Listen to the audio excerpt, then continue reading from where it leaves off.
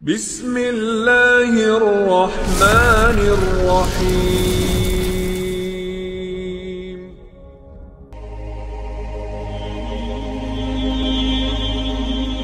Kisah Nabi Ibrahim adalah kisah yang sangat menakjubkan di dalam Al-Quranul Karim, karena Nabi Ibrahim alaihi salatu wassalam adalah Abul Anbiya, bapak dari seluruh para nabi.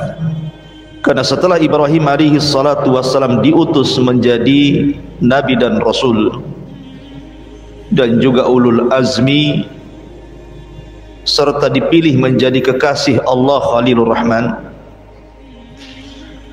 maka nabi-nabi setelahnya semuanya nasabnya kepada Ibrahim alaihi salatu wassalam. Tidak ada satupun nabi dan rasul setelah diutus Ibrahim alaihi salatu wassalam kecuali nasabnya sampai kepada Ibrahim, dan itu dari dua jalur. Jalur pertama dari Ishak. Ishak memiliki putra namanya Yakub. Kemudian Yakub memiliki 12 putra. Dari keturunan 12 putranya disebut Bani Israel. Dan nabi-nabi Bani Israel itu bukan 1-2, ribuan. Makanya ketika Abi Dzar Al-Ghifari bertanya kepada Rasul tentang jumlah para nabi dan rasul, maka Nabi SAW menjawab bahwa jumlah nabi itu 124.000 nabi. Dalam riwayat 120.000 nabi. Dan jumlah rasul itu 315 rasul. Tetapi yang dikenal namanya dalam Al-Quran hanya 25 nabi dan rasul. Bukan berarti yang tidak kita kenal bukan nabi atau bukan rasul. Lah ribuan para nabi itu adalah turunan Nabi Allah Yakub, dan Yakub sendiri namanya Israel. Maka turunan Yakub disebut Bani Israel. Dan Bani Israel ditutup kenabiannya dengan Isa ibnu Maryam. Ini dari jalur Ishak. Kemudian di sana ada jalur yang kedua dari jalur Ismail. Tidak ada satupun turunan Ismail yang jadi nabi kecuali satu, Nabi kita Muhammad sallallahu alaihi wasallam. Makanya Ibrahim itu disebut Abul Anbiya, bapaknya para nabi. Al-Quran menyebut nama Ibrahim itu sebanyak 69 kali. Disebutkan di dalam surah Al-Baqarah 127, 125, 130, 132, 133, 135, 136. Kemudian disebutkan dalam surah Al-Imran 95, 97. Kemudian juga di Al-Baqarah juga 257, 258, 360. Kemudian dalam surah An-Najm ayat 37, An-Nisa 54.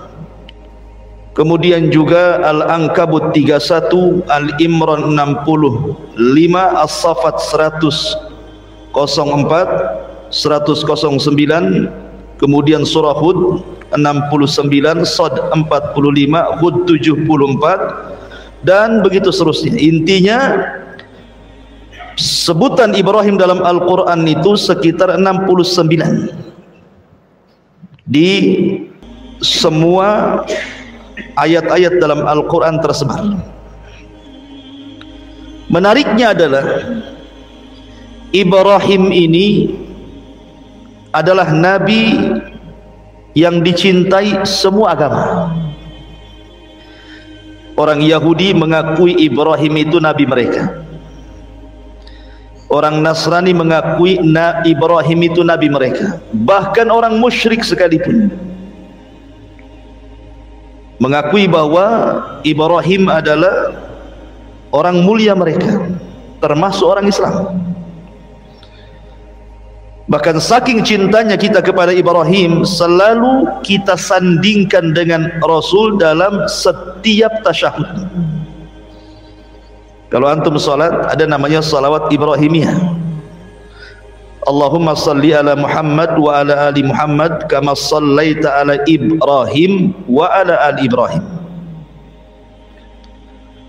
Tapi apakah pengklaiman itu benar?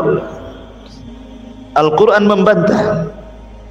Maka na Ibrahimu Yahudiyan wala Nasraniyan walakin kana hanifan muslima wa ma kana minal musyrikin. Ibrahim bukan seorang Yahudi, Ibrahim bukan Nasrani, tapi Ibrahim adalah orang yang lurus akidahnya dan dia seorang muslim dan bukan orang-orang musyrik. Jadi Ibrahim itu muslim. Tidak benar pengklaiman orang-orang Yahudi bahwa Ibrahim itu adalah nabi Yahudi. Tidak juga orang Nasrani mengklaim bahwa Ibrahim adalah nabi Nasrani. Karena Ibrahim bukan Yahudi, Ibrahim bukan Nasrani, Ibrahim juga bukan musyrik, tapi Ibrahim itu hanifan muslima. Dia seorang muslim. Makanya Allah memerintahkan kita untuk mengikuti agama Ibrahim. Fattabi millata Ibrahim, ikutilah agama Ibrahim, karena itu adalah agama yang dibawa Nabi sallallahu alaihi wasallam. Dia adalah Abu Tauhid, bapaknya yang menegakkan tauhid. Ma'asyiral muslimin yang dimuliakan Allah Subhanahu wa taala. Kalimat Ibrahim, apa sih makna Ibrahim itu? Karena Ibrahim itu bukan bahasa Arab. Ibrahim itu bahasa Ibrani. Ada yang mengatakan Ibrahim itu artinya Abul Umam, bapaknya umat ini. Ada yang mengatakan Ibrahim itu Abu Ar-Rahim, bapaknya Ar-Rahim, yang memiliki kelembutan, karena dia orang yang pertama menjamu tamu dalam sejarah. Ada juga yang mengatakan makna Ibrahim itu artinya Abu Ar-Rafi, Bapa yang maha tinggi. Kita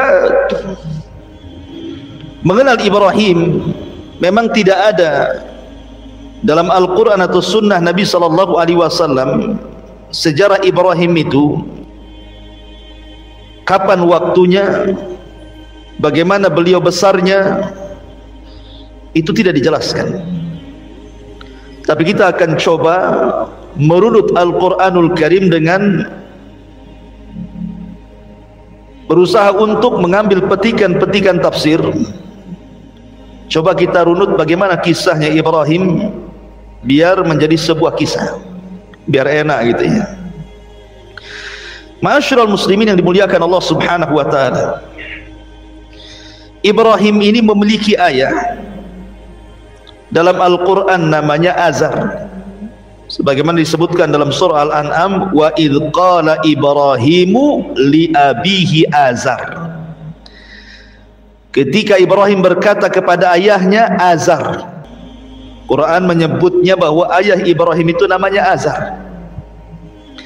Tapi dalam Taurat nama Ibrahim, bapa Ibrahim itu namanya Tarah.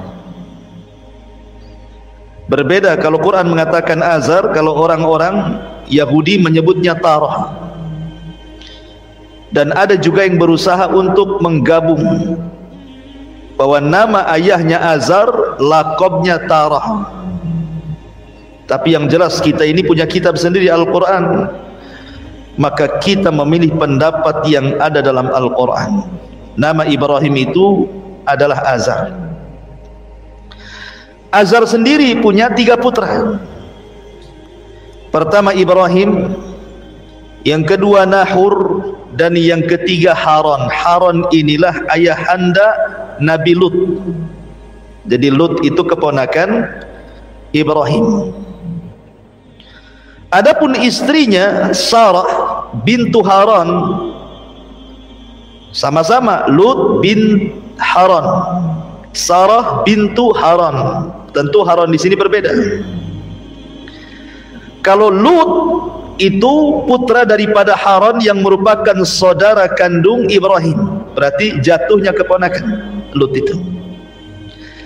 Tapi kalau Sarah itu, dia adalah saudara Azar, bapaknya itu saudara Azar, berarti Ibrahim dengan Sarah itu sepupu. Jadi pahami ya? Jadi Sarah istri Ibrahim itu sepupunya Ibrahim. Kalau Nabi Lut keponakannya Ibrahim. Lah Nabi Allah Ibrahim alaihi salatu wassalam dibesarkan, bahkan dilahirkan di Irak, di Babil. Dan Babil saat itu dipimpin oleh seorang raja zalim namanya Namrud. Al-Imam Mujahid beliau mengatakan bahwa di dunia ini ada 4 raja yang pernah menguasai hampir sebagian dunia. Ingat, ini raja dunia ya, bukan seperti Firaun raja Mesir saja, bukan. Kalau Firaun itu bukan raja dunia, dia Mesir saja. Jadi 4 raja ini hampir menguasai dunia. 2 mukmin, 2 kafir. Adapun yang mukmin kata Imam Mujahid, pertama adalah Nabi Allah Sulaiman. Kekuasaannya hampir menyeluruh dunia. Kemudian yang kedua Dzulqarnain yang disebut dalam surah Al-Kahfi. Ini mukmin. Yang 2 kafir. Siapa yang kafir? Yang pertama Namrud, yang nanti kita akan kisahkan juga. Kemudian yang kedua Bukhtun Nasr, yang pernah membumi hanguskan Palestina dan membantai orang-orang Yahudi di zaman itu. Lah Ibrahim ini hidup di zaman Namrud. Dan kalau antum mendengar kisah Namrud, dialah manusia yang pertama kali bekerja sama dengan syaitan, dengan iblis. Dan dia yang membunuh bapaknya. Jadi bapaknya dibunuh oleh Namrud karena kerjasama dengan iblis untuk mengambil kekuasaannya. Jadilah Namrud raja dunia dan tidak pernah dikalahkan. Karena dalam riwayat Ismailiyat itu, Israiliyat, Namrud ini orang yang pertama kali mempelajari sihir kepada iblis. Walaupun ini perselisihan panjang para ulama, karena Al-Quran menyebutnya ada kisah Harut Marut. Tentu panjang lagi kisahnya dan banyak perselisihan ulama di sini. Ma'asyiral muslimin yang dimuliakan Allah Subhanahu wa taala. La Ibrahim dilahirkan di Babil, di Irak. Dan kala itu kaumnya adalah para penyembah berhala. Di antara mereka ada yang menyembah matahari. Di antara mereka ada yang menyembah bulan. Di antara mereka ada yang menyembah bintang-bintang. Di antara mereka ada yang menyembah patung-patung dan berhala. Bahkan di antara mereka ada yang menyembah Namrud, menyembah Raja Namrud.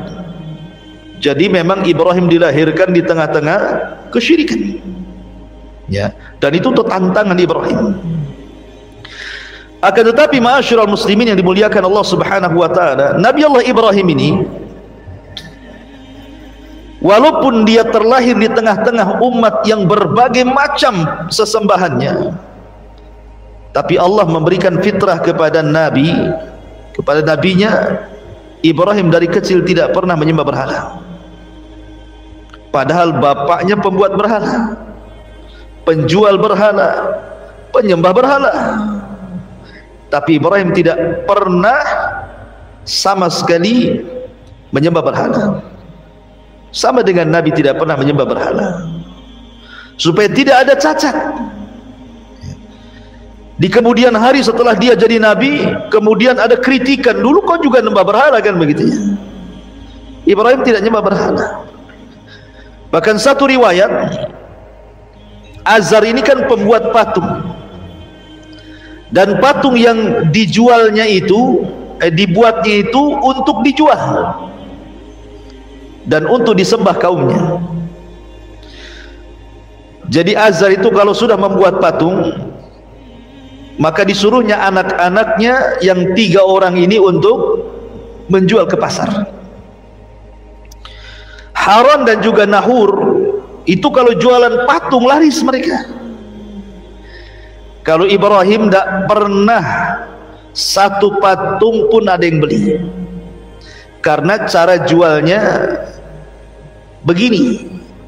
Kalau Ibrahim menawarkan patung itu, ishtaru man la yadurrukum wa la yanfa'ukum, belilah patung ini yang tidak bisa mendatangkan manfaat dan tidak bisa mencegah madarat. Kira-kira ada yang beli? Itu bahasa jualannya Ibrahim itu. Yang ada yang belilah, bahasa yang seperti itu. Belilah patung ini, tapi patung ini tidak memberikan manfaat kepada kalian dan tidak memberi madarat kepada kalian. Bahkan terkadang patungnya dibawa ke sungai, suruh minum, isyrab, minum katanya. Ya nggak bisa minum lah patung. Ya, jadi kadang-kadang ayahnya marah karena nggak pernah laku. Jadi dari kecil saja fitrahnya itu sudah menolak berhala Ibrahim itu. Maka disebut hanifan. Hanif itu lurus, tidak pernah melakukan kesyirikan, itu disebut hanif. Hanifan muslimah wa makana minal musyrikin. Sebelum saya lanjutkan kisah Ibrahim ini, Al-Quran banyak memberikan sifat-sifat mulia kepada Ibrahim. Pertama, Allah subhanahu wa ta'ala katakan, inna Ibrahima kana ummatan qanitan lillahi hanifah. Di sini Allah berikan 3 sifat. Sesungguhnya Ibrahim itu kana ummatan. Apa ummat itu? Ummat itu artinya ar-rajulul al-jami'u li hisalil khairi hatta yakuma maqama ummatin minan nas. Kalimat ummat ini artinya seorang laki-laki yang terkumpul sifat-sifat kebaikan padanya. Dimana kalau cerita keimanan, dia orang yang paling beriman. Kalau cerita sedekah, dia orang yang paling sedekah. Kalau cerita zikir, dia orang yang paling zikir. Sebutkan apa saja kebaikan ada pada dia, seolah-olah dia mewakili umat dan pantas untuk dijadikan uswatun hasanah. Kemudian yang kedua, qanitan. Qanit itu artinya luzumut ta'ah, orangnya terus di atas ketaatan. Makanya nanti kita kalau menceritakan Ibrahim dari kecil sampai tua, semua cerita ibadah, semua cerita dakwah, karena dia luzumut ta'ah, di atas ketaatan. Hanifan artinya lurus, tidak pernah melakukan kesyirikan. Kemudian Allah subhanahu wa ta'ala mensifati Ibrahim dalam Al-Quran, syakiran li an'ummi, hamba yang senantiasa bersyukur akan nikmat Allah subhanahu wa ta'ala. Kemudian Al-Quran juga mensifati dengan al-hilmu, inna Ibrahim lahalimun awwabun munib. Ibrahim itu lahalim, orangnya lembut. Nanti kita lihat bagaimana dakwah dia ke orang tuanya, sangat lembut sekali, patut ditiru ya. Dan itu modal untuk berdakwah, kelembutan. Kemudian sakha, orangnya dermawan. Bayangkan Ibrahim itu punya peternakan unta. Untuk apa? Untuk dijual? Bukan. Ibrahim itu diberikan kekayaan oleh Allah Azza wa Jalla, dan dia punya peternakan unta. Peternakan unta itu hanya untuk menjamu tamu. Jadi kalau ada tamu, sembelih 1 unta. Ada tamu, sembelih 1 unta. Ada tamu, sembelih 1 unta. Hanya itu saja, hanya untuk menghormati tamu. Makanya orang yang pertama kali menghormati tamu Ibrahim. Kita mah nggak pernah kalau ada tamu aqua gelas. tamu aqua gelas. Tamu aqua gelas. Nggak pernah nyembeli ayam antum. Lihat Ibrahim ini sampai punya peternakan unta hanya untuk menjamu tamu saja. Luar biasa. Kemudian orangnya sabar sekali. Hartanya untuk menjamu tamu, badannya dilemparkan ke api, anaknya disuruh disembelih. Sabar Ibrahim itu orangnya. Kemudian riayatu li ahli, dia senantiasa memperhatikan keluarganya. Sesibuk apapun Ibrahim berdakwah kepada kaumnya, tidak pernah melupakan keluarganya. Makanya di dalam Al-Quran sering Ibrahim digambarkan bagaimana berdakwah kepada bapaknya. Ya abati, wahai ayahku, lima ta'bud ma la yasma wa la yubsir. Kenapa kau sembah zat yang tidak mendengar, tidak melihat? Bahkan Ibrahim pernah berdoa kepada Allah, wajnubni wa baniya an na'budal asnam. Ya Allah, jauhkan aku dan seluruh anak turunanku jangan sampai ada yang menyembah berhala. Jadi memperhatikan keluarganya. Dan itu harusnya punya perhatian bagi kita. Yang pertama kali diperhatikan kepada keluarga, ajari mereka tauhid. Jangan melakukan kesyirikan.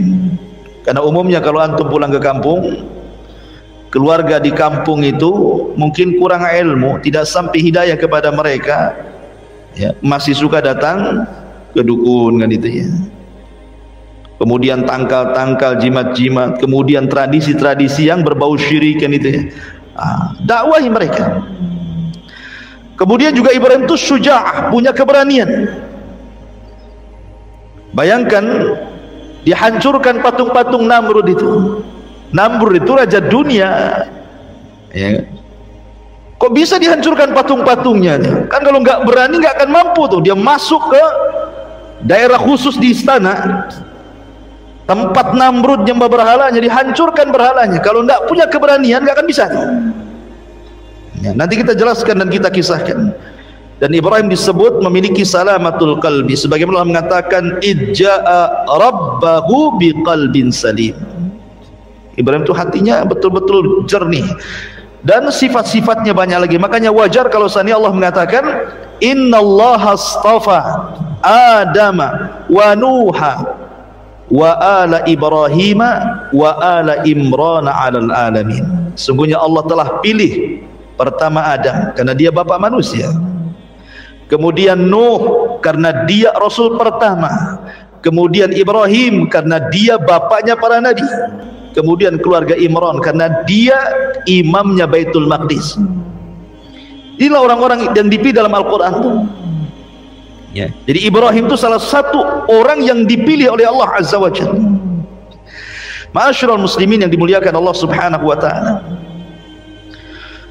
Adapun di masa remajanya, bagaimana kisah Ibrahim di masa remaja? Ibrahim ini ketika diangkat oleh Allah Subhanahu wa taala menjadi nabi dan rasul setelah dewasa, maka yang pertama kali dakwah adalah keluarga. Dan itu disebutkan dalam surah Maryam ayat 41 sampai 48, detail di situ.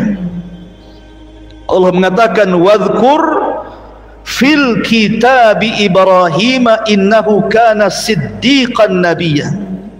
Ceritakanlah wahai Muhammad kisah Ibrahim di dalam Al-Quran. Sesungguhnya dia adalah seorang yang sangat membenarkan, maksudnya seorang nabi.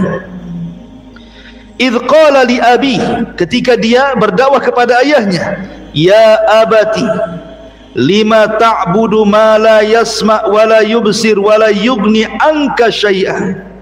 Lihat bagaimana panggilan Ibrahim kepada ayahnya, padahal ayahnya kafir.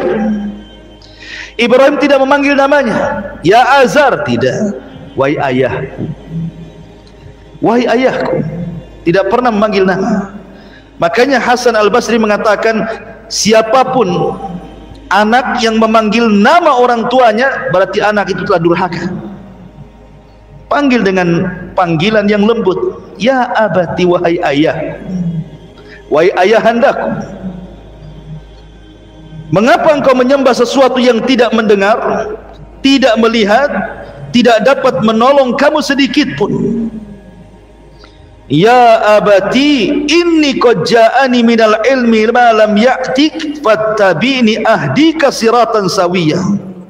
Wahai ayahku, sesungguhnya telah sampai kepadaku sebagian ilmu yang tidak diberikan kepadamu, ikuti aku, niscaya aku akan menunjukkan kepadamu jalan yang lurus.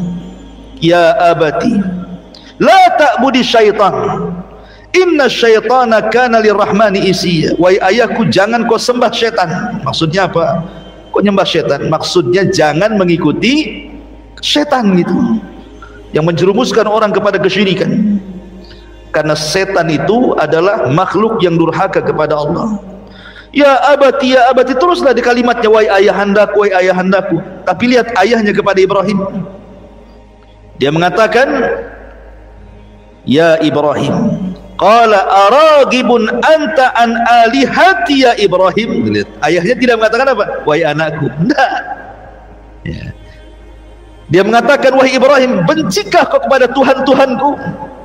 Azar tidak mengatakan, wahai anakku, bencikah kau kepada Tuhan-Tuhanku? Tidak. Tapi menyebut namanya, menunjukkan orang kafir itu keras hatinya, tidak punya kelembutan. Orang kafir itu keras hatinya, makanya tidak menyebut wahai anakku kan itu. Harusnya kan Ibrahim sudah, bagaimana dia lembutnya kepada ayahnya kan, wahai ayahku. Ayahnya tidak mengatakan wahai anakku, tidak, hei Ibrahim. Berarti ini sudah kasar ayahnya. Tapi Ibrahim tetap lembut. Ya. Bahkan ketika ayahnya mengatakan, la illam tantahi la arjumannaka wahjurni maliya. Kata bapaknya, hai Ibrahim, kalau seandainya kau tidak berhenti dari dakwahmu, pasti engkau akan kurajam. Kemudian aku akan tinggalkan dirimu, pergi kau selama-lamanya. Diusir, bahkan diancam raja. Tapi Ibrahim tetap lembut kepada ayahnya. Qala salamun alayka sa'astaghfiru laka rabbi innahu kana bi khafiyya. Ibrahim mengatakan, semoga keselamatan dilimpahkan kepadamu wahai ayahku, aku akan tetap memohonkan ampun bagimu kepada Tuhanku, sesungguhnya dia sangat baik kepadaku. Walaupun ayahnya keras hati, Ibrahim tetap lembut. Harusnya seperti itu seorang anak kepada orang tua. Terkadang antum diuji oleh orang tua yang memang awam kan itu ya, tidak punya pendidikan agama. Terkadang ngomong itu kasar, yang diceritakan dunia saja, nggak ngirim duit marah dia kan itu ya, dimakinya anaknya, dikutuknya anaknya kan itu ya. Tak jarang orang tua seperti itu. Tetapi ayat ini mengajarkan kita selaku anak yang sudah dapat hidayah, tidak boleh kita ini kasar dengan orang tua, tetap kita lembut. Lihat Ibrahim, ayahnya mengatakan ya Ibrahim, dia tetap mengatakan wahai ayah. Ayahnya mengusir dia, tetap dia mengatakan semoga Allah berikan keselamatan bagi. Bahkan disebutkan dalam sebuah hadis yang dikeluarkan Imam Bukhari, ketika Ibrahim alaihi salatu wassalam pada hari kiamat mendapatkan ayahnya penuh dengan debu rambutnya dan menjadi penuh neraka, maka Ibrahim alaihi salatu wassalam mendatangi ayahnya dan mengatakan, alam aqul laka la ta'sini, bukankah sudah kukatakan wahai ayahku di dunia, jangan bermaksiat kepadaku, ikuti aku kan itu ya. Tapi ayahnya mengatakan, fal yaum la a'sik, hari ini aku tidak mungkin bermaksiat kepadamu, aku akan mengikuti apapun yang kau ajak wahai Ibrahim.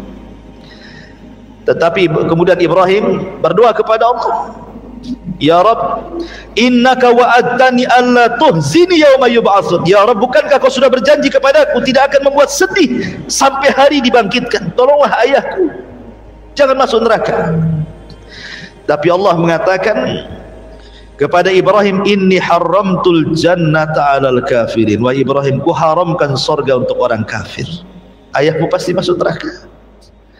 Tapi lihat sampai kelembutan Ibrahim ketika nanti pada hari kiamat meminta kepada Allah agar ayahnya jangan dimasukkan ke neraka kan. Begitulah kelembutan Ibrahim dalam berdakwah gitu maksudnya. Luar biasa ya. Ma'asyiral muslimin yang dimuliakan, setelah dia berdakwah kepada keluarga, di sini tidak sebutkan kepada ibunya karena tidak ada kisahnya, semua kepada ayahnya. Kemudian mulailah Ibrahim berdakwah kepada seusianya, kepada teman-teman duduknya. Karena antum pasti punya teman-teman duduk gitu ya, di warung kopi di mana kan adalah ya. Mulailah Ibrahim itu datang ke mereka, mulai berdakwah. Dan itu disebutkan dalam surah Al-An'am, wa kadzalika nuriya Ibrahim malakutas samawati wal ard waliyakuna minal muqinin. Dan demikianlah kami memperlihatkan kepada Ibrahim kekuasaan yang kami tunjukkan di langit dan di bumi, dan agar dia termasuk orang-orang yang yakin. Ketika datang malam, Ibrahim kumpul dengan kawan-kawannya, khusus para penyembah bintang. Datang dia ngobrol, ya kan? Kemudian setelah melihat bintang, kata Ibrahim, hadza rabbi. Oh, boleh jadi bintang itu Tuhan kita. Wah, senang kawan-kawannya, seolah-olah Ibrahim pro dengan mereka, gitu ya, mengakui ketuhanannya. Karena selama ini mereka tahu Ibrahim itu keras orangnya. Oh, Ibrahim sudah mengakui bahwa bintang Tuhan kita. Terus Ibrahim ngobrol sampai pagi. Tiba-tiba bintangnya hilang. Apa kata Ibrahim? Qala la uhibbul afilin. Aku tidak suka Tuhan yang suka tenggelam, suka muncul, katanya. Kok Tuhan kadang-kadang tenggelam, kadang-kadang muncul? Itu Tuhan apa, katanya? Nggak jadi, kecewa lah kawan-kawannya ini. Ya. Kemudian besoknya dia datang lagi ke orang-orang seusia dia, khusus para penyembah matahari, para penyembah bulan. Ngomong gitu juga. Ketika melihat bulan, oh jangan-jangan itu Tuhan kita semua. Ini umat yang nyembah bulan senang. Oh, Ibrahim sudah tobat, mengakui bulan itu Tuhan kita, katanya. Terus Ibrahim ngobrol sampai pagi. Tiba-tiba bulannya hilang juga. Apa kata Ibrahim? Falamma afala qala la illam yahdini rabbi la akunanna minal qaumidz zalim. Aku tidak suka lah Tuhan ini kadang muncul kadang tenggelam. Sungguh jika Tuhanku tidak memberikan petunjuk kepadaku, niscaya aku termasuk orang-orang sesat. Sama juga bulan dengan bintang, muncul lagi tenggelam lagi, muncul lagi tenggelam lagi. Tuhan apa ini, katanya. Kemudian setelah itu Ibrahim datang kepada umat khusus para penyembah matahari. Kemudian setelah melihat matahari, dia sedang ngobrol-ngobrol dengan para penyembah matahari, dia mengatakan, hadza rabbi hadza akbar. Oh, mungkin ini Tuhan yang benar, lebih besar dibandingkan matahari, bulan dan juga bintang. Ini lebih besar, jangan-jangan ini Tuhan kita. Oh, senang para penyembah matahari itu. Rupanya Ibrahim terus ngobrol sampai sore, matahari pun tenggelam. Gimana Tuhan ini semuanya muncul tenggelam katanya. Maka Ibrahim mengatakan, qala ya qaumi inni bari'um mimma tusyriku. Wahai kaumku, aku berlepas diri dari kalian, dari kesyirikan yang kalian lakukan. Aku tidak akan nyembah Tuhan yang kalian sembah. Ibrahim seperti ini bukan berarti Ibrahim sedang cari Tuhan. Ibrahim ini konteksnya sedang berdakwah. Dia tahu Tuhannya Allah, tapi dia ingin berhujah kepada orang-orang yang menyembah bintang, menyembah bulan dan menyembah matahari, bahwa yang kalian sembah itu tidak benar, gitu maksudnya. Makanya Ibrahim masuk ke wilayah mereka, masuk ke wilayah sini, masuk ke wilayah sini, maksudnya kan seolah-olah Ibrahim itu bagian dari mereka, untuk berhujah kepada mereka bahwa bintang, bulan, matahari itu bukan Tuhan. Makanya Allah mengatakan dalam surah Fussilat ayat 37, wa min ayatihi al-lailu wan-nahar wasyamsu wal-qamar la tasjudu lisyamsi wala lil-qamar wasjudu lillahilladzi khalaqahunna in kuntum iyyahu ta'budun. Dan dari tanda-tanda kuasa Allah ada malam, ada siang, ada matahari, ada bulan. Jangan kalian sembah matahari, jangan kalian sembah bulan, sembahlah Allah yang menciptakan itu semuanya kalau kalian betul-betul beribadah kepada Allah. Selesai berdakwah kepada yang seusianya, mulailah Ibrahim berdakwah kepada kaum secara keseluruhan, kaum Kaldania. Allah Subhanahu wa taala berfirman dalam surah Al-Ankabut 16 sampai 18.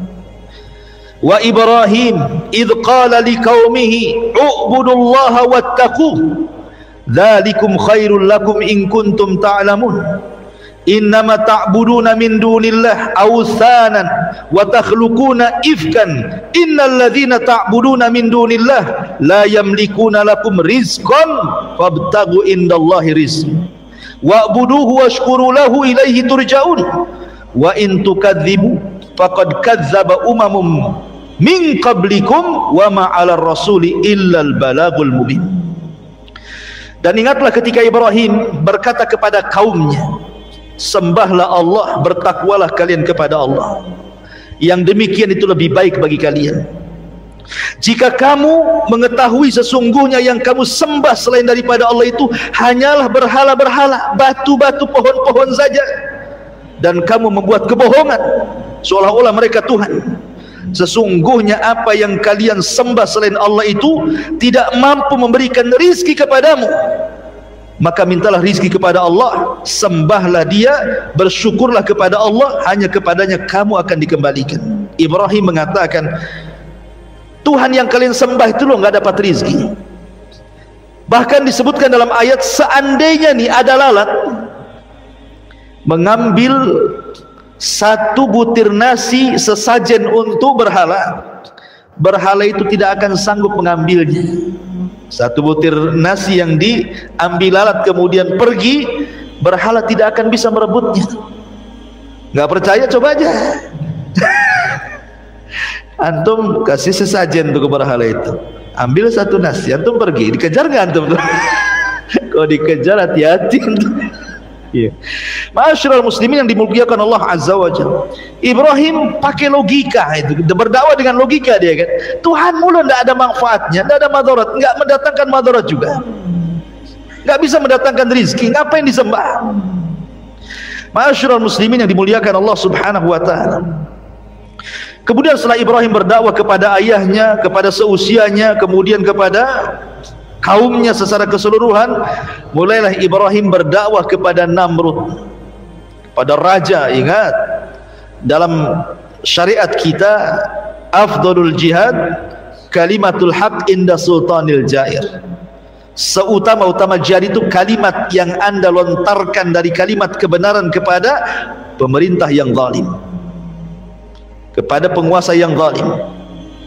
Karena kalau kita menyampaikan kebenaran kepada penguasa yang zalim itu risikonya besar, bisa ditangkap, dipenjara, dibunuh, kan gitu ya.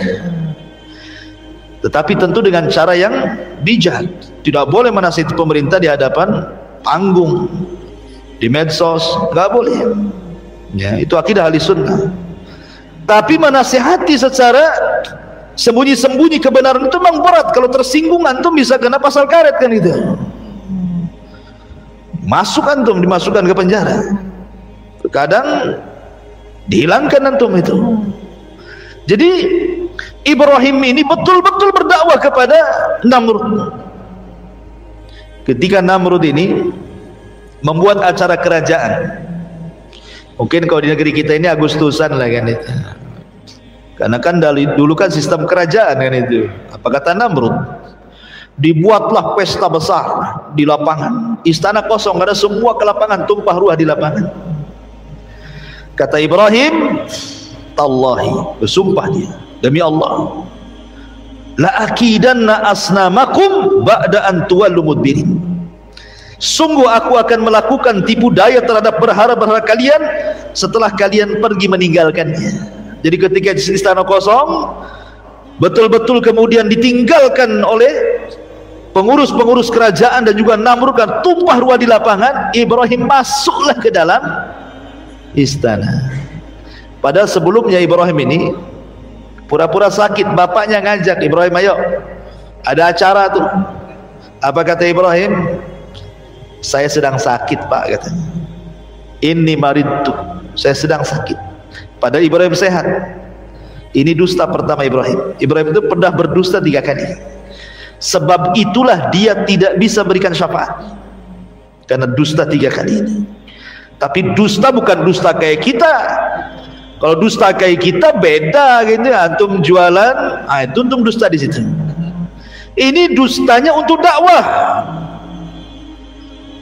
Maka kata ayahnya, ayo pergi. Kata Ibrahim, dah aku lagi sakit. Akhirnya pergi, tahu-tahu sembuh kan itu ya. Masuklah dia ke dalam istana. Faja'alahum judhadan illa kabiran lahum. Maka Ibrahim menghancurkan semua berhala dalam ruangan itu kecuali satu patung yang besar, dibiarkan tidak dihancurkan. Kemudian palunya diletakkan di lehernya. Ibrahim keluar ya. Zaman itu kan nggak ada CCTV masalahnya, kan nggak tahu siapa yang melakukan, ya kan. Namrud ketika selesai ulang tahun, masuk dia ke ruangan tempat berhalanya, kaget tidak kepalang, bagaimana semua berhalanya hancur kecuali satu. Kata Namrud, siapa yang melakukan ini? Maka diutuslah pasukan-pasukan mata-mata untuk mencari siapa pelakunya. Allah takdirkan, ketahuan pula. Kemudian dikatakan oleh mereka, sami'na fatan yadhkuruhum yuqalu lahu Ibrahim. Wahai raja, kami mendengar ada rupanya anak muda. Fatan, lihat bahasanya, anak muda. Ada anak muda yang melakukan ini terhadap Tuhan-Tuhan kita, namanya Ibrahim. Kata Namrud, tangkap Ibrahim itu. Maunya apa anak itu? Ditangkaplah Ibrahim, diinterogasi. Apa interogasinya? A anta fa'alta bi alihatina ya Ibrahim. Hei Ibrahim, kau ya yang melakukan ini semua. Kata Ibrahim, kejahatan itu kalau harus dibuktikan kan harus ada dua alat bukti. Ini dia kalau di negara kita ya. Mana buktinya? Baik saksi atau tertulis katanya. Tak ada. Justru alat buktinya bukan ada pada saya. Kemudian menunjuk kepada patung. Sebenarnya yang melakukan bukan saya, itu loh yang melakukan. Lihat jarinya 1, 2, 3, 4 ngarah sama dia, jempolnya ngarah sama patung. Itu loh. Ini namanya tauriah. Ya. Jadi Ibrahim mengatakan, no, yang sana no, gitu maksudnya ya. Padahal ini jari nunjuk ke dia kan, tapi jempolnya nunjuk. Kenapa demikian tauriahnya? Karena kalau antum pegang palu, kalau antum pegang palu pakai jempol saja tidak akan kuat, ya kan? Tapi kalau antum pegang palu dengan 4 jari pasti kuat. Itu kan, paham ya? Sebenarnya yang melakukan itu ini loh, jari-jari 4 ini ya. Tapi jempolnya ditunjukkan ke patung, gitu maksudnya. Itulah patungnya. Buktinya, alat buktinya ada di situ. Tuh palunya gantung di situ, gitu maksudnya. Sebenarnya Ibrahim itu bukan hendak menghancurkan patung. Buat apa dihancurkan coba? Oh, bapaknya pembuat patung, nanti dibuat lagi, dihancurkan lagi, dibuat lagi, sampai kapan? Bukan itu maksud Ibrahim itu. Ibrahim itu ingin membuka otaknya Namrud dan orang-orang yang menyembah berhala. Kalau hanya sekedar menghancurkan patung, besok dibuat lagi, dihancurkan, dibuat lagi, sampai kapan kan itu? Bukan itu tujuan Ibrahim, bukan. Ibrahim itu ingin membuka akal mereka bahwa itu bukan sesembahan yang hak yang kalian sembah. Makanya lihat, perhatikan. Kemudian mereka mengatakan, ketika mereka mengatakan, farajau ila anfusihim faqalu annakum antumuz zalimun thumma nukisu ala ru'usihim laqad alimta ma haula'i yantikun. Lihat bahasa mereka. Maka mereka kembali kepada diri-diri mereka. Ketika Ibrahim menunjuk bahwa yang melakukan itu patung yang besar itu, maka mereka kembali kepada diri mereka sendiri, mulai sadar. Lalu mereka berkata kepada sesama mereka, sesungguhnya kamulah yang mendolimi diri-diri sendiri. Kemudian mereka menuduhkan kepada menundukkan kepala, lalu berkata, hei Ibrahim, pasti kamu tahu bahwa berhala-berhala itu tidak mungkin bicara. Kamu ngomong yang salah itu yang besar sana, kata kaumnya. Ya tidak mungkin lah saya nanya dia, gitu maksudnya bahasanya. Masa saya nanya dia, kamu sudah tahu dia nggak bisa bicara, katanya. Itu kan sebenarnya dari situ bantahan bagaimana? Loh, kalau sudah tidak bisa bicara ngapain disembah gitu maksudnya. Akhirnya qala Ibrahim mengatakan, afata'buduna min dunillahi ma la yanfa'ukum syai'an wa la yadurrukum uffil lakum wa lima ta'buduna min dunillahi afala ta'qilun. Kata Ibrahim, mengapa kamu menyembah sesuatu selain Allah yang tidak dapat memberi manfaat sedikit pun ataupun mendatangkan madarat? Celaka kalian, dan apa yang kalian sembah selain daripada Allah, mana akal kalian? Kata Ibrahim. Ketika hujah mereka kalah, maka mereka tidak bisa berhujah kecuali dengan cara lain. Mereka tidak bisa berhujah lagi di hadapan Ibrahim. Ketika mereka tidak bisa hujah, apa kata mereka? Qalu harriquhu wansuru alihatakum in kuntum fa'ilin. Maka serentak orang-orang mengatakan, bakar saja Ibrahim itu, bantu Tuhan-Tuhan kalian, katanya, kalau kalian betul-betul membela Tuhan kalian, katanya. Akhirnya kemudian Ibrahim pun diadili dan diputus harus dibakar. Akhirnya semua manusia dikumpulkan dalam satu lapangan, dan Raja Namrud meminta semua pasukan mencari kayu bakar. Bahkan setiap satu rumah harus membawa kayu bakar. Bayangkan, setiap rumah membawa kayu bakar. Setinggi apa tuh kayu bakarnya itu? Satu kota Batam setiap rumah bawa kayu bakar, taruh di Engku Putri sana itu. Gak muat Engku Putri itu, kan itu ya. Dibakar sampai tinggi sekali tuh. Ibrahim belum dimasukkan supaya orang melihat, beginilah orang yang kurang ajar kepada Namrud bernasib sama dengan Ibrahim. Dibuatlah manjanik. Manjanik itu ketepel besar gini, gitu ya. Jadi boleh ketepel taruh sini, Ibrahimnya lempar gitu. Dibuatnya ketepel, taruh di sini Ibrahim, kemudian disaksikan oleh orang banyak, dilempar betul-betul ke dalam lautan api itu. Di tengah-tengah antara ketepel dan api itu datang malaikat. Malaikat menawarkan pertolongannya. Jibril, Mikail, semua, bahkan Mikail menawarkan hujan biar padam tuh api itu. Tapi Ibrahim alaihi salatu wassalam mengajarkan tawakal yang kuat dan mengatakan, amma ilaika fala wa amma ilallahi fabala. Kata Ibrahim, adapun saya harus meminta pertolongan kepada kalian, oh tidak. Tapi kalau kalian suruh meminta pertolongan kepada Allah, ya. Maka Ibrahim mengatakan, hasbunallah wa ni'mal wakil, ni'mal maula wa ni'man nasir. Cukuplah Allah penolong. Ketika Ibrahim masuk ke dalam api, semua binatang datang meniup supaya padam, kecuali satu binatang, tokek pula datang niup-niup supaya gede. Si tokek ini, semua binatang itu niup supaya padam, si tokek ini niup supaya besar. Makanya Nabi SAW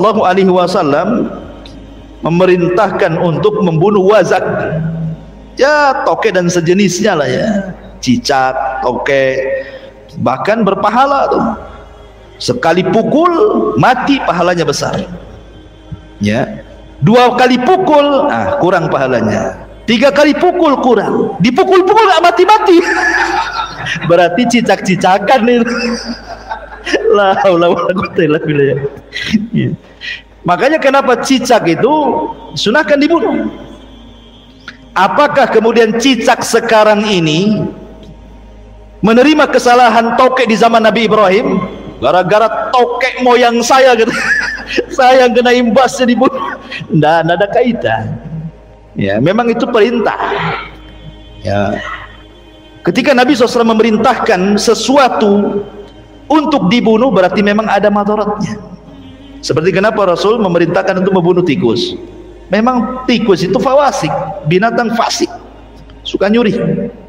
Ya.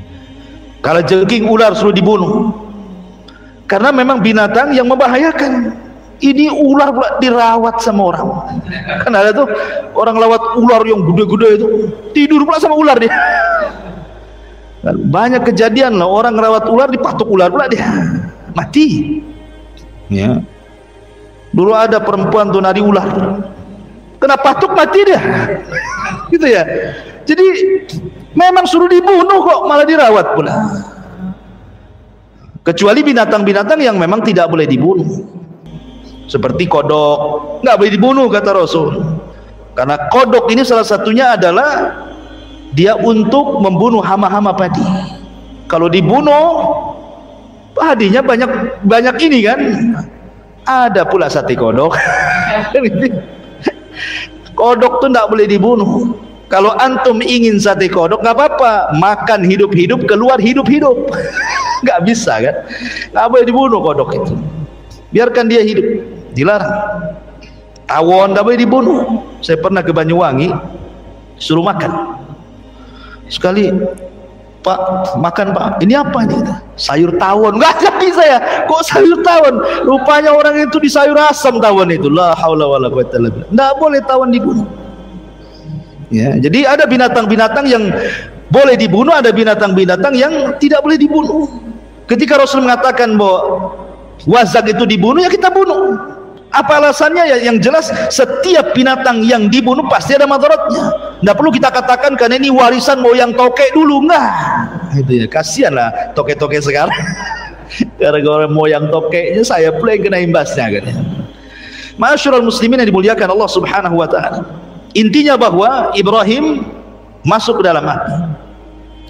Maka Allah Subhanahu wa taala mengatakan dalam Al-Qur'an, "Qulna ya naru kuni bardan wa salaman ala Ibrahim." Maka ketika Ibrahim masuk ke dalam api, Allah berfirman, "Wahai api." Jadi Allah memerintahkan api, ya api makhluk Allah. Allah sudah berhak memerintahkan makhluknya.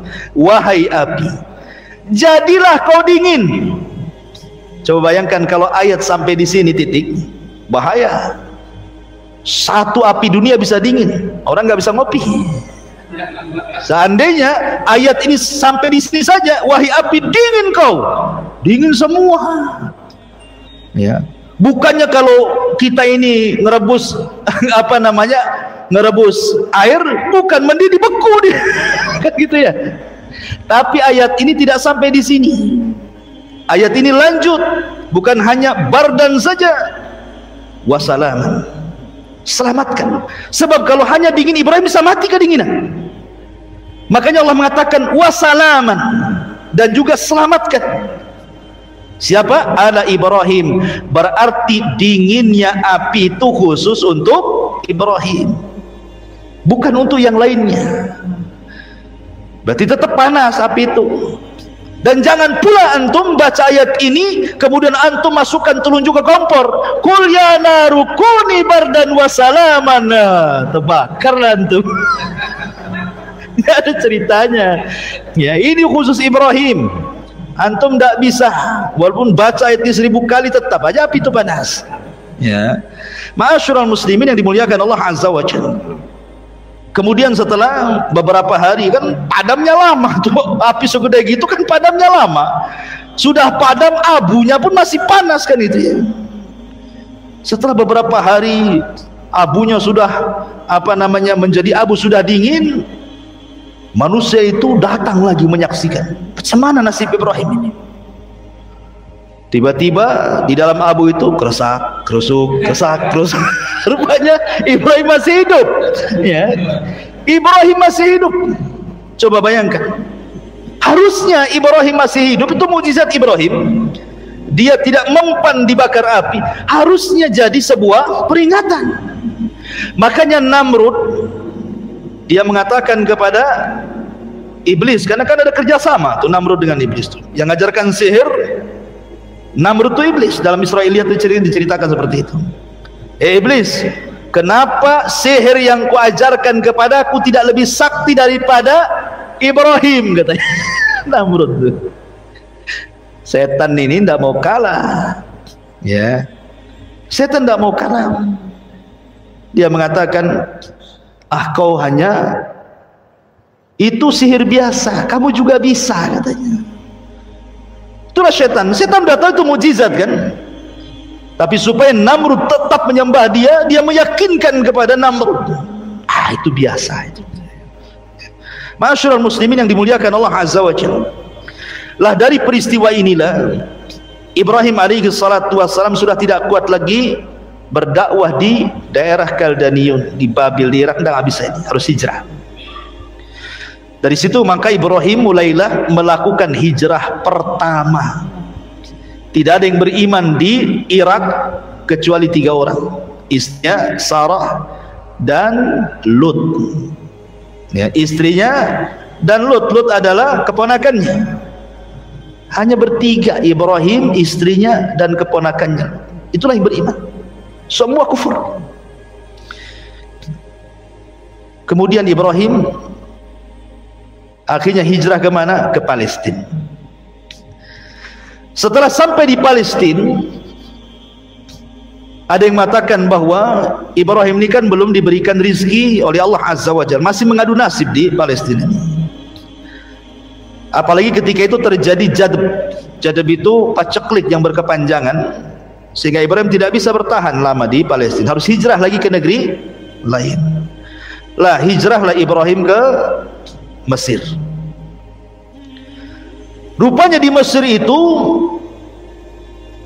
rajanya zalim, Fir'aun di zaman Nabi Ibrahim itu. Fir'aun itu kan istilah raja Mesir. Jadi raja Fir'aun di Mesir di zaman Ibrahim itu zalim.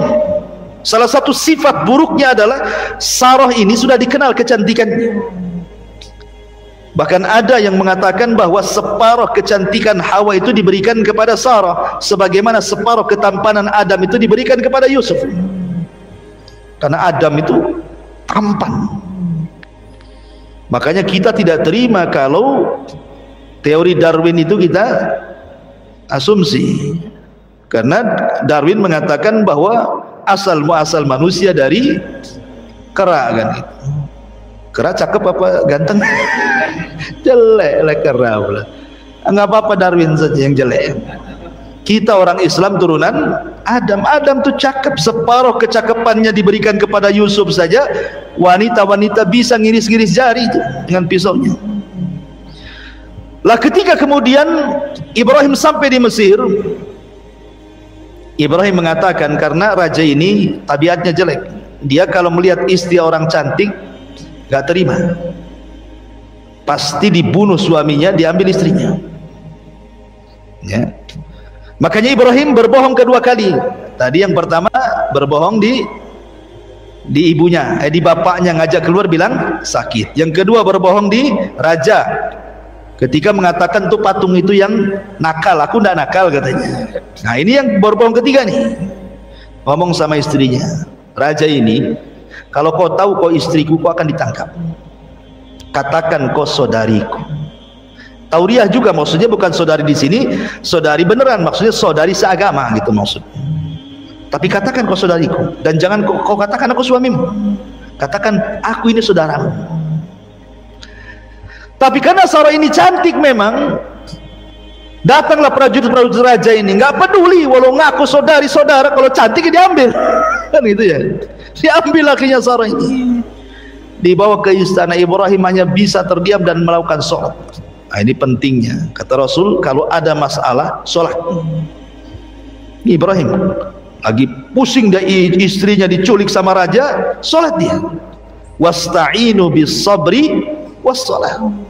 Kita pertolongan dengan sabar dan salat.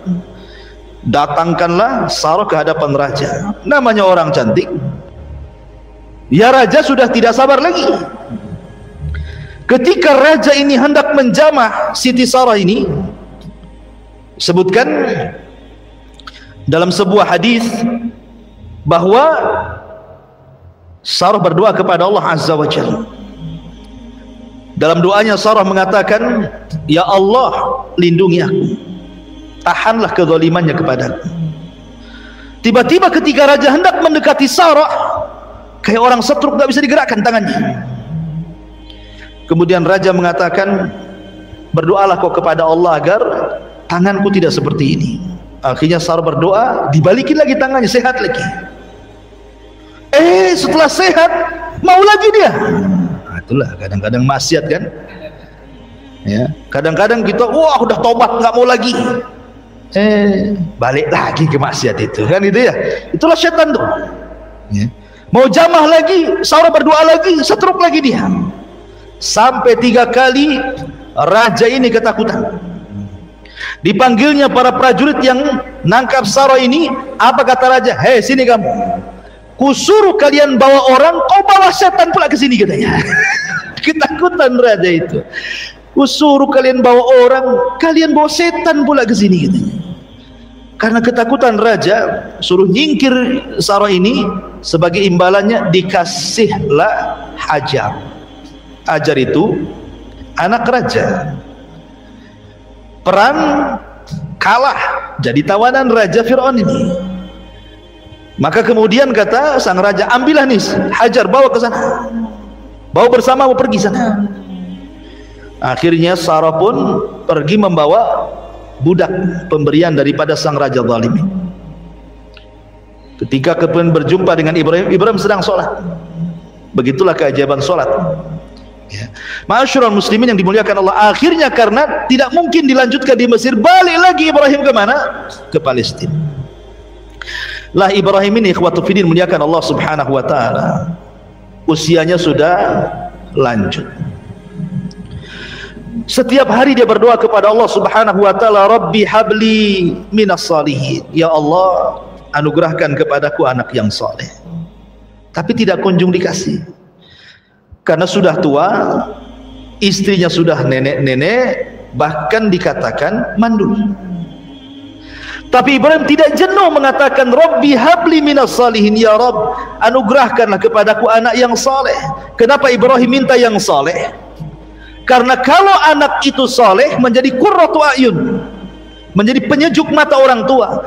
Tapi kalau anak jahat, terkadang orang tua ini keceplosan ngomong, nak baiknya kau mati saja lah. Apa kalau tahu kau kayak gini, ngapain ku lahirkan dirimu? Bagus waktu bayiku cekik kau, katanya. Kan gitu ya. Ada orang tua yang saking kesalnya sama orang tua, sama anak itu, sampai ngomongnya aneh-aneh itu.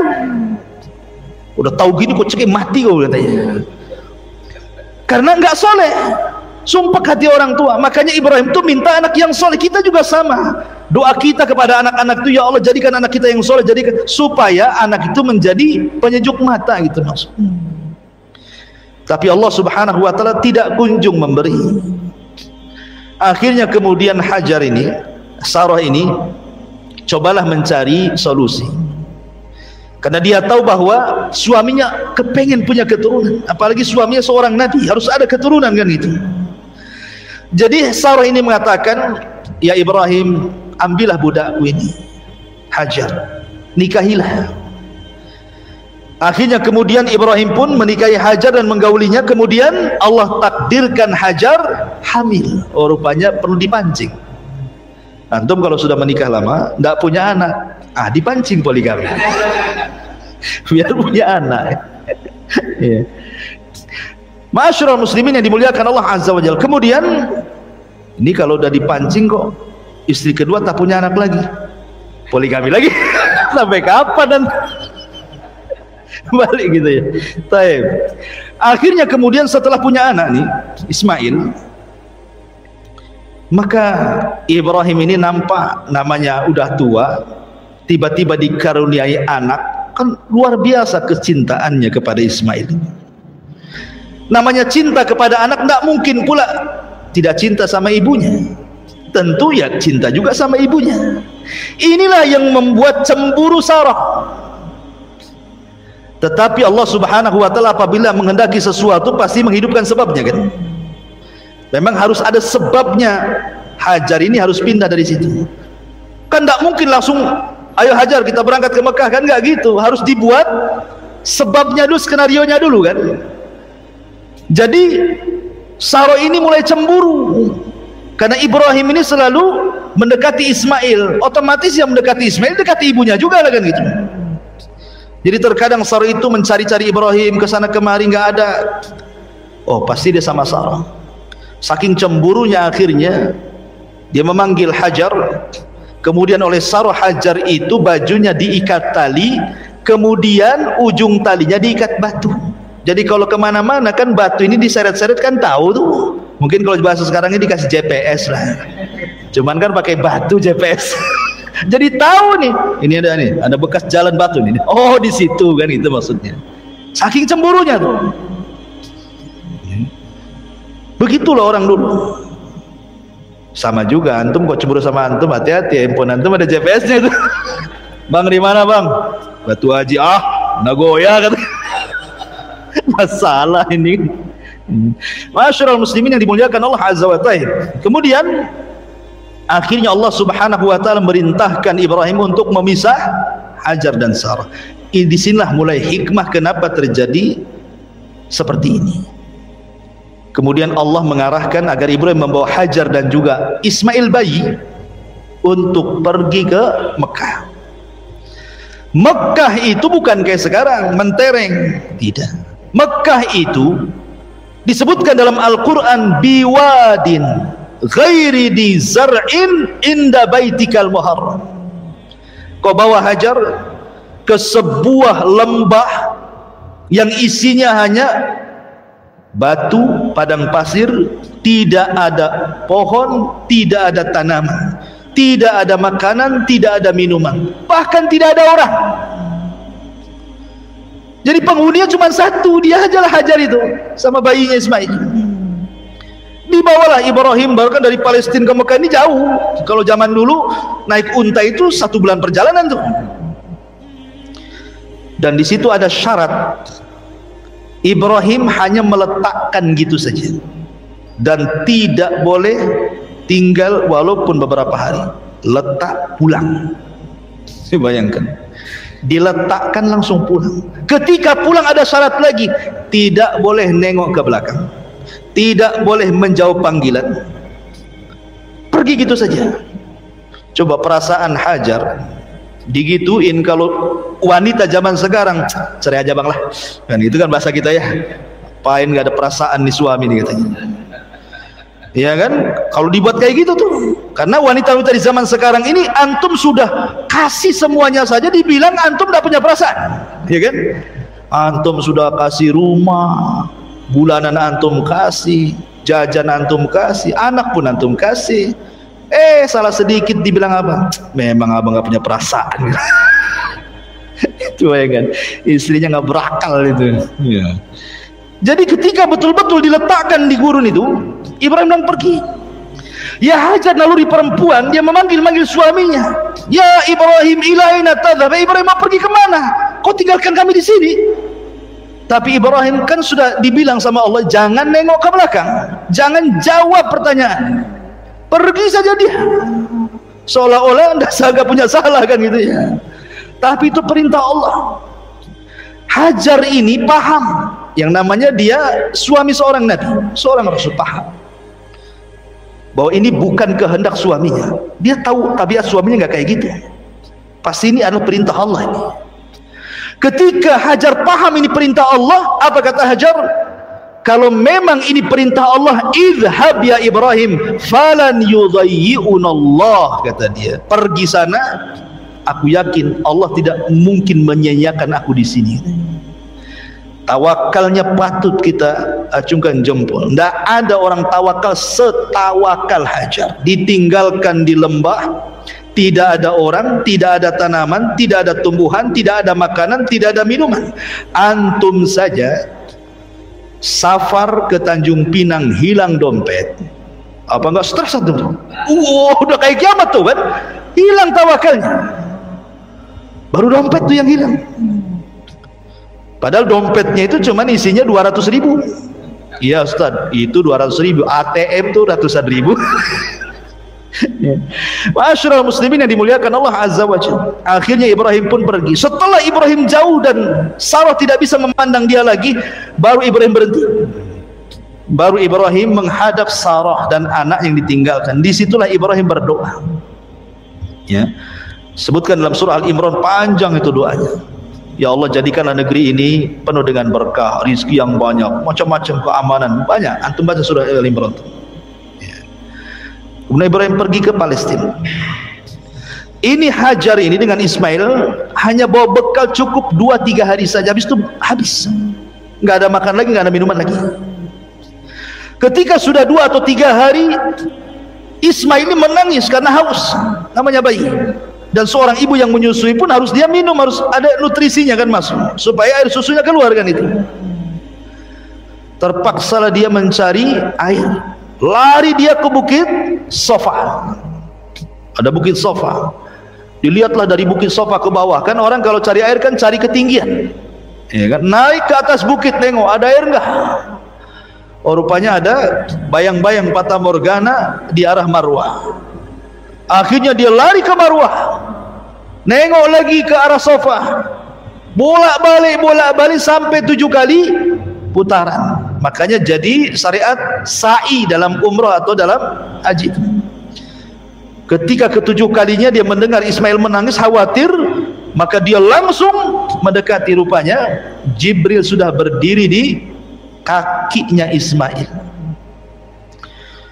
Kemudian Jibril menendangkan kaki kecil yang Ismail ini ke tanah. Ketika ditendangkan ke tanah, keluar air. Saking senangnya nih Hajar ini melihat ada air muncrat dari tanah, langsung dia membuat bendungan. Zam, zam, zam, zam. Nah, jadilah air itu Zam-zam. Zam-zam itu membendung artinya. Ambil tanah satu, ambil tanah satu, jadi bendungan. Zam, zam, zam, zam. Nah, jadi Zam-zam lah sekarang. Ya.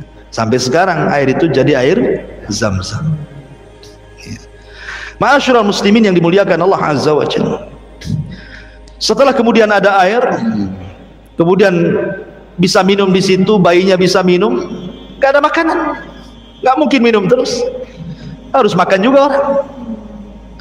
Karena sudah nampak air, datang burung. Ketika burung-burung datang ingin minum disitulah, itulah sebagai tanda bagi musafir. Ada suku Jurhum yang mereka kehabisan minuman, haus di tengah padang pasir, mencari air, nggak dapat. Rupanya dia lihat burung. Oh, di situ ada air. Kalau ada burung pasti ada air. Maka suku Jurhum ini, suku Yaman ini, mendatangi burung itu, ternyata memang ada air. Di situ ada seorang wanita dengan bayinya. Ini suku Jurhum kalau mau jahat bisa dibunuh Hajar itu. Untuk ngambil air kan gampang saja, cuman wanita saja. Tapi suku Jurhum itu ada dari kabilah Yaman. Dan Rasul mengatakan untuk ahli Yaman, ahlul Yaman itu araqul qulub, lembut hatinya orang Yaman itu. Ya. Makanya kemudian akhirnya minta baik-baik. Boleh nggak saya minum dari airmu? Kata Hajar boleh, tapi barter dengan makanan. Nah, disitulah dia bisa makan. Maka terjadilah barter minuman dan makanan. Akhirnya Allah jamin, betul kata Hajar, kalau memang ini perintah Allah, idzan lan yudayyi'unallah. Inilah kata-katanya terbukti, ya kan? Kalau memang ini perintah Allah, wahai Ibrahim, pergi kau sana, Allah yakin tidak mungkin menyia-nyiakan saya di sini. Makanya nggak disia-siakan, datang dengan sebab itu dapat makanan. Sehingga suku Jurhum itu akhirnya menjadi tempat singgah suku Jurhum di situ. Kalau dia safar ke sana kemari, singgahnya di situ. Lama-lama kemudian suku Jurhum ini meminta kepada Hajar, boleh nggak kami tinggal di sini? Berapalah satu kaplingnya. Akhirnya diizinkan tinggal 1 tenda, 2 tenda, 4 tenda, 7 tenda, 100 tenda. Jadilah kampung kabilah Jurhum di situ. Disinilah Ismail ketika mulai sudah bicara, maka dia belajar bahasa Arab kepada suku Jurhum, dan dia orang yang paling fasih dibandingkan Jurhum itu sendiri bahasa Arabnya. Makanya Ismail disebut musta'rib. Arab itu terbagi 3. Ada al-Arabul Badiyah, ada al-Arabul Baqiyah, ada al-Arabul Musta'rab. Arabul Badiyah sudah musnah, itu kaum Ad, hilang sudah di zaman Nabi Hud, ya. Nabi Soleh, kaum Samud itu hilang semua itu, tidak ada turunannya. Kemudian Arabul Baqiyah, itulah dari Qahtan, Kemudian ada Musta'rab. Musta'rab inilah orang Arab, orang bukan Arab tapi fasih berbahasa Arab, itulah Ismail, ya. Makanya Ismail bukan Nabi Arab. Nabi Arab itu cuma 4. 1 Hud, 2 Saleh, 3 Syuaib, 4 Nabi kita Muhammad SAW yang betul-betul lahir di Arab. Tapi Ismail kan lahirnya di Palestina, dia orang Palestina dia ya kan, baru hijrah ke Mekah kan, itu belajar bahasa Arab kepada suku Jurhum, akhirnya pandai bahasa Arab dan menikah dengan suku itu ya, dengan suku Jurhum, dan punya anak sampai turunnya kepada Rasulullah. Jadi Arab dulu itu yang menguasai Jurhum sebelum perang dengan suku lain namanya Khuza'ah. Suku Jurhum ini masih mengikuti agama Ibrahim dan Ismail, mentauhidkan Allah, karena Ismail berdakwah kepada mereka jadi muwahhidun, orang-orang yang bertauhid. Dijajahlah sama Khuza'ah, kalah Jurhum ini. Karena ditakut kalau seandainya Zam-Zam dikuasai mereka, ditimbun pula Zam-Zam sama suku Jurhum. Ketika mereka balik ke Yaman dikuasai Khuza'ah, maka Zam-Zam hilang. Baru diketemukan di zaman Abdul Muttalib, dialah yang menemukan Zam-Zam yang dipendam Jurhum itu. Kita kembali ke kisah. Jadi setelah Ismail kemudian bergaul dengan suku Jurhum, kemudian juga sudah dewasa, Allah mengatakan dalam Al-Quran, falamma balagha ma'ahu sa'ya, ketika Ibrahim usianya sudah sampai sa'ya. Sa'ya itu artinya sudah bisa diajak bicara, yang mengatakan usianya sudah antara 10 sampai 15 tahun.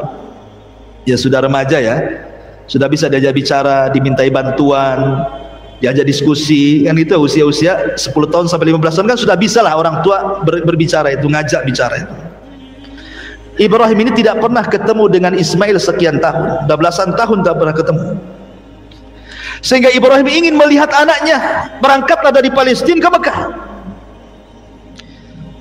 Di malam hari sebelum keesokan harinya dia berjumpa dengan Ismail, mimpi pula Ibrahim ini. Dalam mimpinya dia menyembelih putranya Ismail, betul-betul disembelih. Ibrahim pun ketika terbangun dia termenung. Bagaimana tidak? Ini bala ujian berat, ikhwan ya kan. Sudah lama tidak punya anak, akhirnya Allah berikan anak. Kemudian anaknya sudah besar, tahu-tahu mau disembelih. Ini kan ujian besar kan gitu ya. Termenung Ibrahim, tapi karena memang mimpinya para nabi wahyu, mau tidak mau ini adalah perintah. Antum jangan samakan mimpi antum dengan mimpi Ibrahim. Jangan pula antum mimpi nyembelih anak, besoknya ambil pisau pula antum. Mimpi antum dari setan. Kalau mimpi nabi itu dari Allah. Jadi terpaksalah dia harus ngomong. Ketika besoknya ketemu Ismail, oh senang, namanya bapaknya dah lama gak ketemu, istrinya juga, suaminya gak ketemu, kan senang. Maka Ibrahim kemudian harus ngomong walaupun berat. Dibawanya Ismail ke tempat yang lain, dijauhkan dari ibunya. Kemudian ayahnya ngomong baik-baik. Dia mengatakan, qala ya bunai inni ara fil manami anni azbahuka fanzur madza tara. Wahai anak, bapakmu semalam tidur bermimpi, dalam mimpi bapakmu menyembelih dirimu, fanzur madza tara, bagaimana pendapatmu? Dia seorang bapak tidak boleh diktator sama anak. Kan ada tuh orang bapak kalau anaknya salah aja udah main tampar, main maki, main awas kau ya, udah main awas kau aja tuh ya.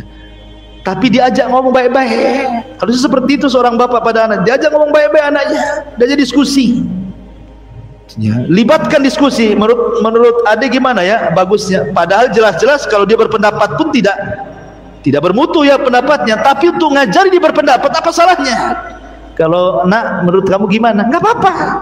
Seperti Ibrahim ini ngajak diskusi kan, fangdur madzatar, menurutmu gimana nih? Tapi Ismail ini anak dari Hajar yang tawakalnya kuat, anak daripada Ibrahim yang Khalilur Rahman. Dia tidak bercanda, tidak ngasih muqaddimah, dia langsung mengatakan, ya abatif alma tu'mar satajiduni insyaallahu minas sabirin. Oh, mantap di jawabannya. Wahai bapak, lakukan saja. Kalau ini perintah Allah, lakukan saja. Insya Allah engkau akan dapati aku termasuk anak yang sabar. Lihat bahasanya. Ismail tidak mengatakan if'al ma turid, lakukan apa yang kau mau wahai ayahku, tapi bahasanya if'al ma tu'mar, lakukan yang diperintahkan. Sebab kalau bahasanya lakukan apa yang kau mau, berarti bukan perintah Allah, ini kemauan bapaknya. Tetapi ketika bahasanya tu'mar, ini perintah, berarti tahu Ismail ini perintah Allah, bukan kemauan bapaknya. Dan lebih hebatnya lagi, Ismail mengatakan insya Allah. Insya Allah ini seolah-olah Ismail ingin mengatakan, wahai ayahku, kalau aku redho untuk disembelih, kau juga redho untuk menyembelih, Allah pun redho aku disembelih, pasti kau dapati aku termasuk anak yang sabar. Tapi seandainya aku redho disembelih, kau juga redho siap menyembelih, tapi Allah tidak redho, ini tidak akan menjadi anak yang sabar. Makanya bahasanya insyaallahu minas sabirin. Ya, itulah bahasa Quran luar biasa. Jika Allah berkehendak, kan itu ya, pasti kau akan dapati termasuk hamba Allah yang sabar. Ismail tidak pernah dia menyekat kalimat itu. Maksudnya tidak ada kata-kata mukadimah. Pak, itu kan mimpi. Enggak lah kan, enggak ngomong gitu kan. Pikirkan, anakmu satu-satunya, kan nggak ada kan kalimat itu. Anakmu tuh si mata wayang, kau mau bunuh bantai aku juga, kan itu. Nanti kau tak punya anak lagi, gitu. Tak ada. Ismail ngomong langsung, tegas, jelas. Wahai bapakku, kalau ini perintah Allah, lakukan. Insya Allah anakmu termasuk anak yang sabar. Tidak main tunggu Ismail, pergi dia, datang ke rumahnya, pamitan ke ibunya, ambil tali dan pisau, bergegas dia datang ke ayahnya. Kata Ismail, ya, ini tambang untuk mengingat badanku. Kalau kau tidak ikat aku, bisa saja aku kabur. Ya. Ini pisau sudah kutajamkan, sebab kalau tidak tajam, maka akan lama untuk menyembelihku.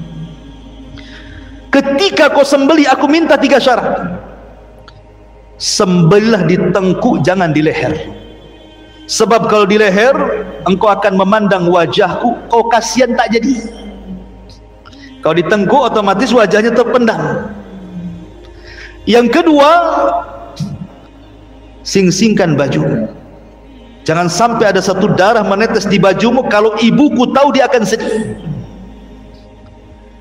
Dan yang ketiga, segerakan sembelihannya. Akhirnya Ibrahim pun betul-betul lah dia letakkan pisau. Betul-betul sudah dijalan-jalankan, seperti sudah digini-ginian pisau itu. Subhanallah, Allah buat tumpul pisau itu.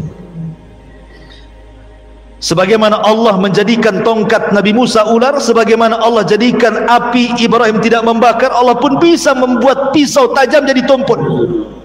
Jadi tumpul, tidak bisa disembelih gini-gini. Ketika betul-betul kesungguhan Ibrahim menyembelih putranya juga nggak bisa-bisa, tiba-tiba Allah Subhanahu wa taala berfirman, wa nadainahu ayya Ibrahim qad saddaqta ru'ya. Tiba-tiba dari langit ada panggilan dari Allah, Ibrahim, engkau sudah membenarkan mimpimu. Seolah-olah apa? Engkau sudah lulus ujian. Kau sudah lulus ujian. Kenapa Ibrahim sampai melakukan seperti ini coba? Dan kenapa Allah pula memberikan bala seperti ini? Kenapa ujiannya nggak yang lain saja? Kenapa harus menyembelih gitu ya? Kan banyak ujian, kenapa harus ini maksudnya? Ibrahim itu diuji oleh Allah Subhanahu wa taala soal kecintaan. Karena biasanya ketika orang cinta kepada Allah, contoh nih antum ketika belum ada pekerjaan, oh rajinlah antum ke pengajian. Ramailah pengajian itu. Ketika mulai ada tawaran bisnis di luar, ya kan, tawaran bisnis di luar, ya sebulan sekali mulai muncul. Kemana? Ada oplet sebelah sana. Nah, mulai kan gitu. Ketika Ibrahim ini cinta dengan Allah, tiba-tiba ada anak. Dikhawatirkan kecintaan Ibrahim kepada anaknya mengalahkan kecintaan dia kepada Allah. Jadi Allah ingin menguji, apakah cintamu masih tulus kepadaku ataukah sudah berpaling ke lain hati kepada anakmu. Soalnya seperti itu. Tapi dengan Ibrahim sungguh-sungguh menyembelih putranya, ingin melenyapkan putranya supaya kecintaannya hanya kepada Allah, maka Allah sudah yakin Ibrahim tidak mungkin memberikan kecintaannya kecuali kepada Allah. Sejak itulah disematkan kalimat Khalilur Rahman. Khalil itu kekasih, dia lebih tinggi dibandingkan al-hub.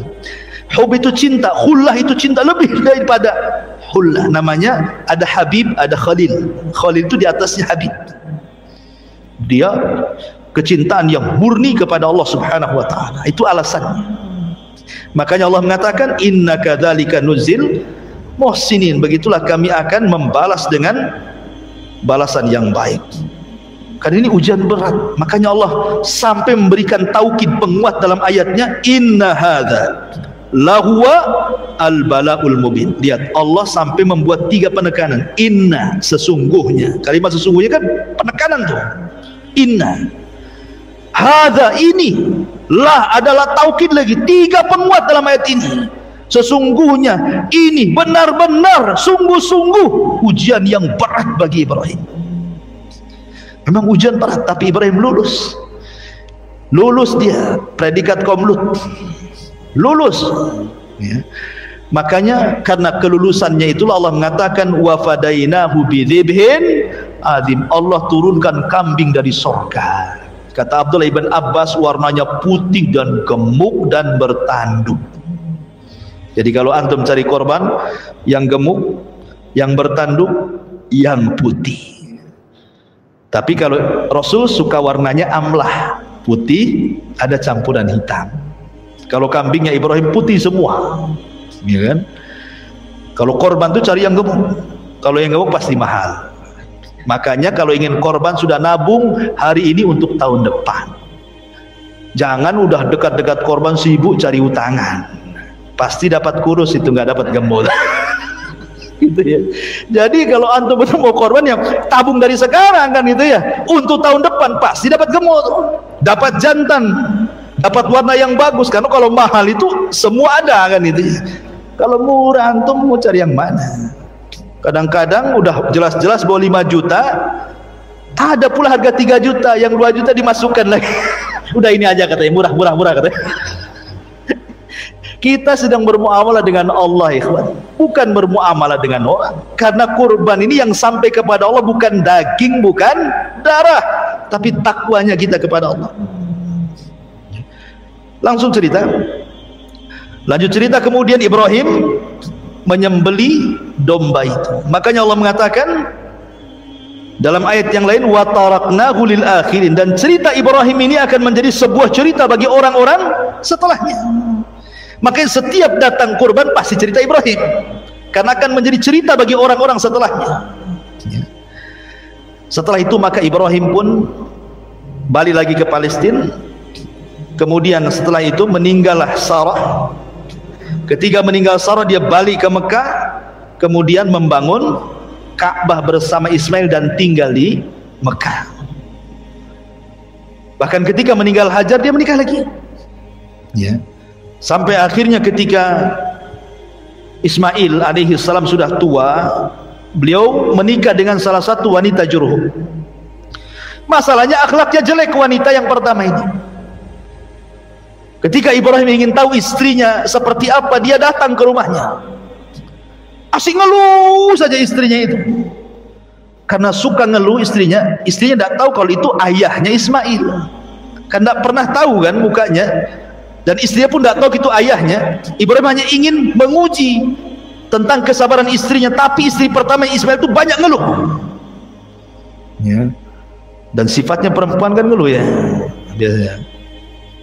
Akhirnya kata Ibrahim, sampaikan kepada suamimu, ghayyir atabatababik, ganti tangga yang menuju rumah depan, itu saja.